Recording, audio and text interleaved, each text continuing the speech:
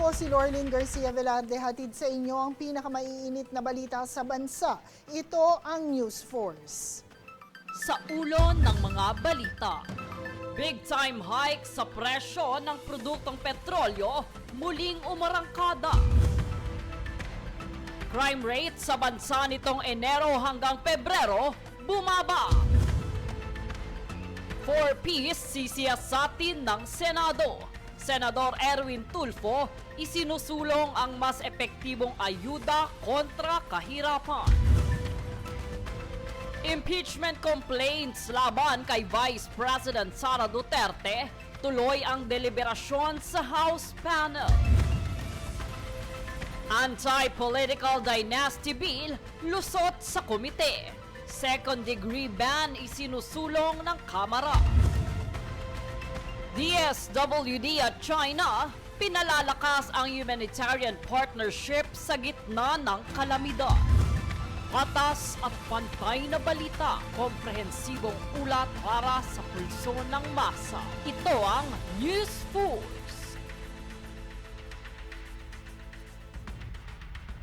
Sa unang balita, patuloy pa rin ang pagtaas ng presyo ng produktong petrolyo kung saan muli na namang ipinatupad ang big time hike ngayong linggo.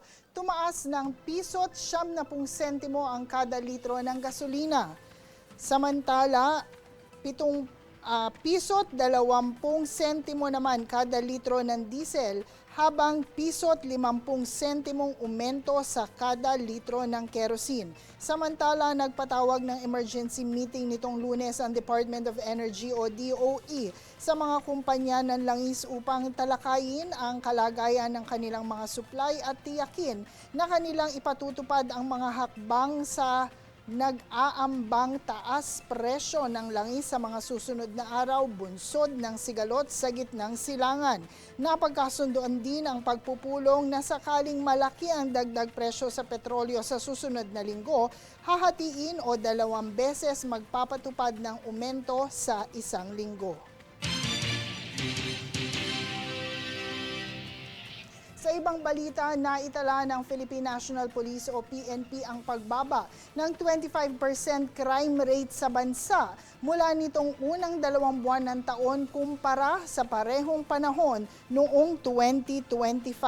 Base sa datos ng PNP, higit 4,000 kaso ang naitalang focus crimes gaya ng murder, homicide, rape, carnapping, theft at iba pang katulad na kaso kung saan bumaba ito ng higit 2,000 kumpara nung nakaraang taon. Iniuugnay naman ni PNP Chief General Jose Melencio Nartates Jr. ang pagbaba ng krimen sa anyay mas maayos na deployment at mas mabilis na pagresponde ng mga kapulisan.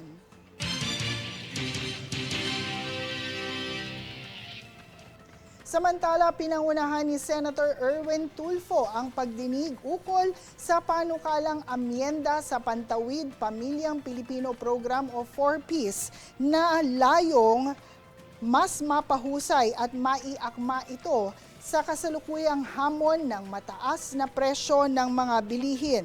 Ayon kay Tulfo, bagamat naging simbolo ng social justice ang 4Ps, kailangang suriin kung sapat pa ang cash grants at kung epektibo ang targeting system upang maiwasan ang politisasyon at maling paglista ng benepisyaryo. Binigyang diin ng senador na hindi dapat manatiling band-aid solution ang programa kung hindi maging tunay na puhunan sa edukasyon at kalusugan ng mga bata upang tuluyang makaahon sa kahirapan ang mga pamilya. Iginiit niya na tungkulin ng Kongreso na tiyakin na bawat pisong inilaan sa 4Ps ay nagdudulot ng konkretong pagbabago sa buhay ng mga benepisyaryo at hindi lamang maging pansamantalang ayuda.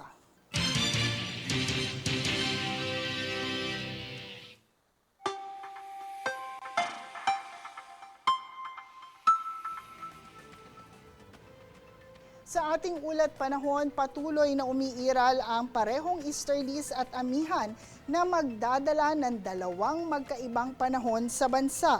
Malamig na panahon na mararanasan sa Batanes at Babuyan Islands habang patuloy pa rin ang mainit at maalinsangang panahon sa Metro Manila at natitirang bahagi ng bansa bunsod pa rin ng umiiral na easterlies mula sa Pacific Ocean.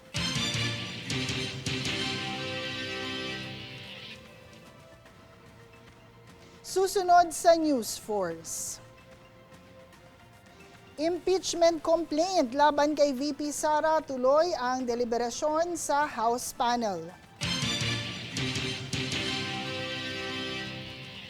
Anti-political dynasty bill lusot sa komite. Second degree ban isinusulong ng Kamara.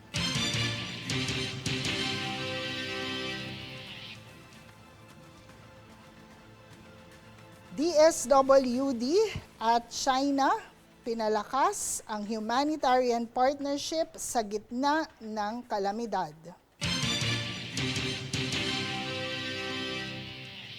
Manatiling nakatutok para sa higit pang mga balita sa pagbabalik ng News Force.